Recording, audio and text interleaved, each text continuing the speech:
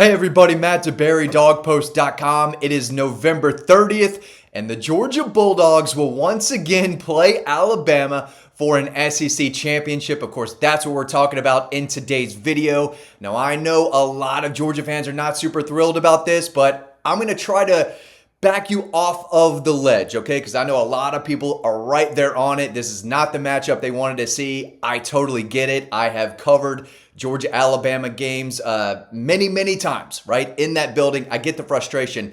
But I'm telling you right now, if you can manage to take the logo off of the helmet for a second and look at this Alabama team, I think there's a lot of reasons for Georgia fans to be optimistic. Now, I know that sounds crazy. I know that there is some type of voodoo that Alabama has over Kirby Smart and the Dogs. I know that they beat Georgia in Athens earlier this year. But this Alabama team is flawed, and that's what we're going to talk about in today's video, because if you watched the Iron Bowl last night, it was not pretty. Now, Alabama did, I guess, escape with a 27-20 win, but it was not great. They got up, I think, 17-0, let Auburn back into the game. This is not a great Alabama team, and they're a little banged up. They've got running back Jam Miller got hurt in that game. He was actually having a nice day on the ground against that tough Auburn defense. They're not hitting explosives. So we're going to break it down. And yes, I am going to talk about Georgia's abysmal day on offense against Georgia Tech. I'm not trying to talk over that, right? It happened. It was not good. It was unacceptable. They have to be better. And when I say they, I'm talking about the offensive line, Mike Bobo, Gunnar Stockton, everybody. And I do think they will bounce back. I'm going to talk about that more. But if you look at this Alabama team, the flaws are there. Defensively, they've got a lot of really talented players. Sometimes that group looks elite, but Ashton Daniels had a really nice day, especially on the ground. He rushed for over 100 yards, I think close to 120.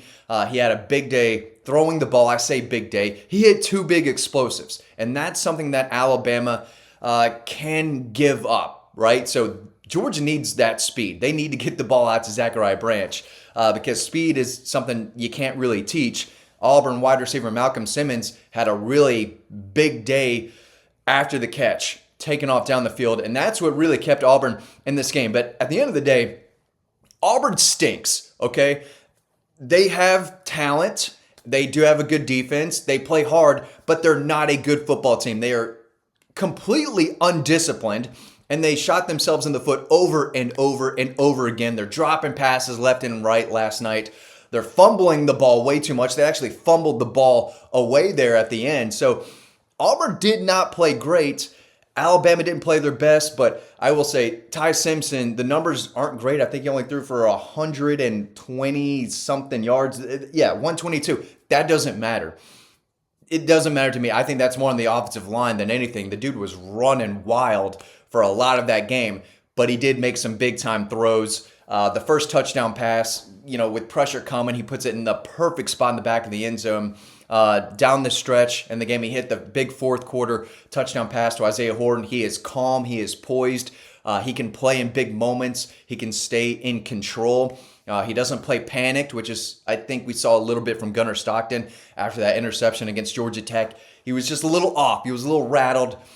Wasn't really trusting himself, I think, the rest of the game. It was really tough for him, and they had to stick with that run. They grinded out the win, but he's got to play better. But they really need to attack Ty Simpson. He did make some big-time throws under pressure, but you got to rattle him. You got to hit to him. You have to hit him, get him on the ground. It wasn't all that great against Auburn because of Auburn's front, getting to him and limiting the explosive plays. Alabama's not hitting explosive plays right now. He did miss a wide open touchdown throw, I think, early in the game. After that, it felt like they didn't really try to go down the field much. But Oklahoma had their way defensively against this Alabama offensive line as well. So, you're seeing a Georgia defense that is improving. The pass rush is getting better and better. They're making plays in the backfield. They're attacking the quarterback, getting more pressure. That's exactly what needs to happen here. So, yeah. We've seen Georgia's offense be great at times. It wasn't against Georgia Tech. I expect them to come out with a different type of game plan. They're not going to sit, against Tech, they knew coming into the game, it was clear. We're going to run the football, run it more. We're going to throw it occasionally, But when that wasn't working, they said, okay, now we have to stick with the run, right? Can't do that against Alabama. Gunnar Stockton's going to have to make some big throws, and he's going to have to do it under pressure. Alabama can get after. They've got a really good front. It's full of 5-stars on that defense, right? But they can get a little undisciplined in the back end, so Georgia's got to take some shots. And they're going to have to be a little more creative in the run game, especially without Drew Bobo, because there is a big drop-off at center. I think that's the biggest area for concern if you're Georgia, is that center spot. So they have to be creative and find ways to run the football off tackle and on the perimeter, which is something that is not always easy. They're great at running kind of inside. That inside zone is really working. They like to pull those guards and create holes between the tackles. But with your backup center there, that's going to be a little tougher to do. So that will be one challenge for Mike Bobo. But I tried to watch Alabama as closely as I could. And I do think that it's the A on the helmet that really scares and triggers a lot of Georgia fans. And again, I totally get it. If you feel that way, I'm not telling you how to feel about it.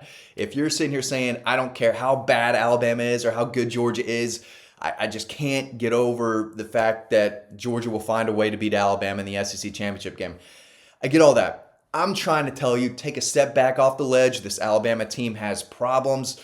They're probably without their number one running back. The offensive line isn't great. They can give up explosives defensively. And if they had another logo on the helmet, even though they did beat Georgia in Athens earlier this year, I think Georgia fans would feel a lot better. I do think it's still the Crimson A.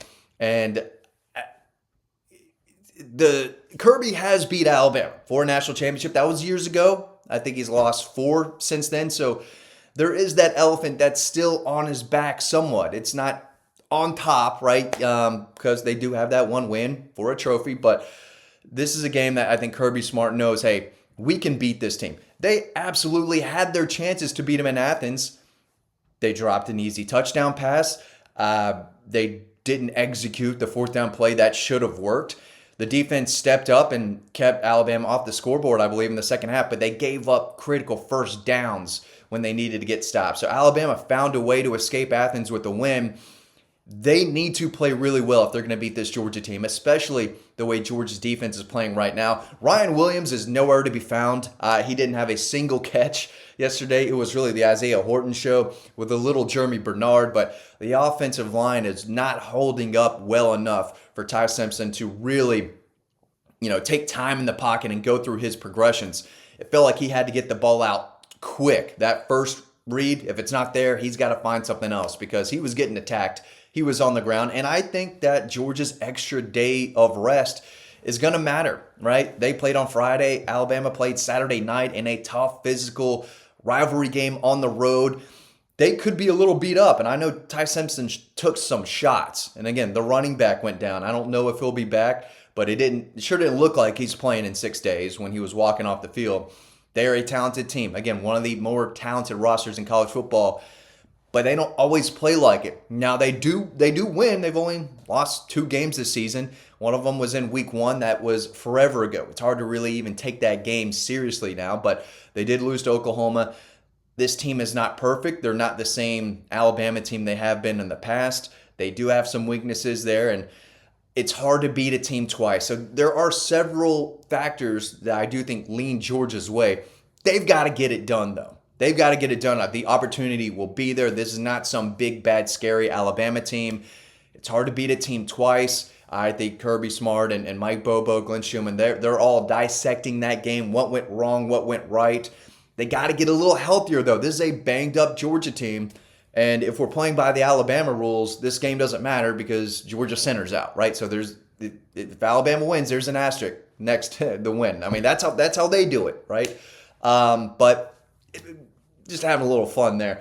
At the end of the day, this is not – the boogeyman can be taken out. And Georgia has a chance to take out that boogeyman this upcoming Saturday. Now, I think Alabama is still probably in the playoffs with a loss. I mean, I don't know how you can really ding a top 12 team for playing an extra game and losing to a top 5 team. That doesn't mean you shouldn't be in the top 12. We'll talk about that on and on and on. But if you're on the ledge and part of you wants to jump off because you can't imagine seeing Georgia lose to Alabama in another SEC title game, it could happen. But I'm telling you right now, just for this week, if you can, I know it's tough, try to look at this team without that Alabama A on the helmet. And if you can look, if you're watching and you watch that Iron Bowl, Alabama, for a while, Auburn outplayed Alabama. I mean, if you look at the total yards, Auburn had over 130 more total yards. They were better on third down.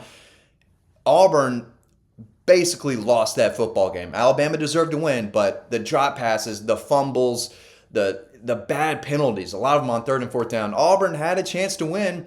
They climbed back in it. They had a chance to take them out, and they fumbled it away. That's what happened. This Alabama team can be beat. Georgia is good enough to beat Alabama. The past, you got to put it behind. You got to put it behind. I know there's the voodoo out there, but Georgia can absolutely win this game. There's several reasons I believe that. We talked about a little, some of them in this video. We'll talk more about it this week. I'm telling you right now, Alabama better watch out. They better play really well if they want to beat the Dogs for a second time this season. Thanks for watching. Hope you learned something. Take a step back off the ledge. Take a step back. This Alabama team is flawed. There's no doubt about it. We've seen Georgia play really, really well on both sides of the ball. They need to bring it. No doubt about it. I think they can. But it's up to them. They've got to make the plays. Thanks for watching. Hope you learned something. I'll see you over on dawgpost.com.